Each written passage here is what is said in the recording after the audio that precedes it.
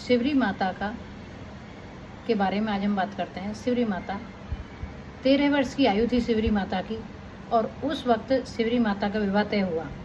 शिवरी माता ने देखा कि तमाम पशु, भेड़, बकरी और भैंस, ऐसे तमाम पशु घर में सैकड़ों इकट्ठे हुए हैं।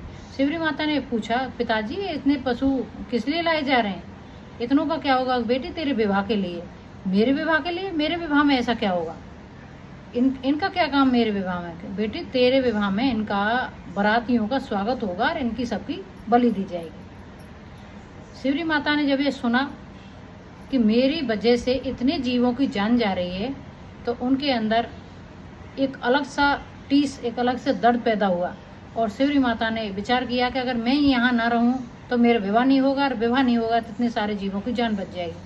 यही सोच के शिवरी माता ने रात के अंधेरे में घर छोड़ दिया, घर का त्याग किया, और शिवरी माता वन में पहुंची और देखा कि छुपके मतंग ऋषि के आश्रम के बाहर वो जंगल से जाती थी सुबह 4 बजे ब्रह्म मुहूर्त के समय में, और 4 बजे लाके लकड़ियाँ ऋषि मतंग के आश्रम के बाहर डाल देती थी। ऋषि ने विचार किया कि ये लकड़ी हमारे लिए कौन ले आता है। एक गठर लकड़ी और बाहर से झाड़ू लगा देती थी।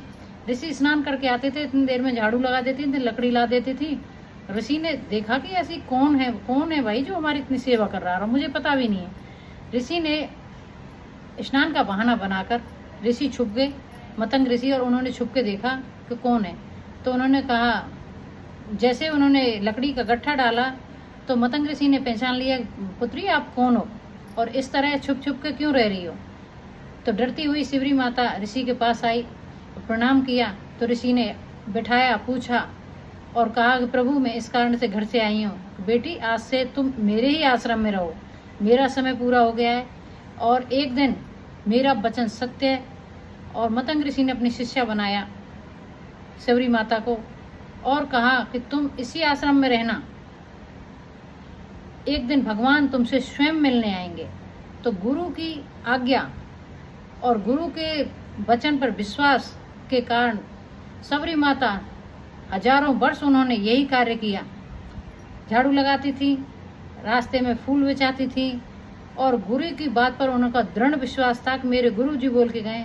सारे ऋषि महात्मा हंसते थे कि अरे हाँ जरूर तेरे से राम मिलने आ रहे हैं, तो वैसी भी अछूत जाति की है। तो उन्हें दृढ़ विश्वास था कि मेरे गुरु बोल के गए, और मेरे गुरु की आज्ञा मुझे पूरा विश्वास है कि एक दिन भगवान राम स्वयं मुझसे मिलने आएंगे।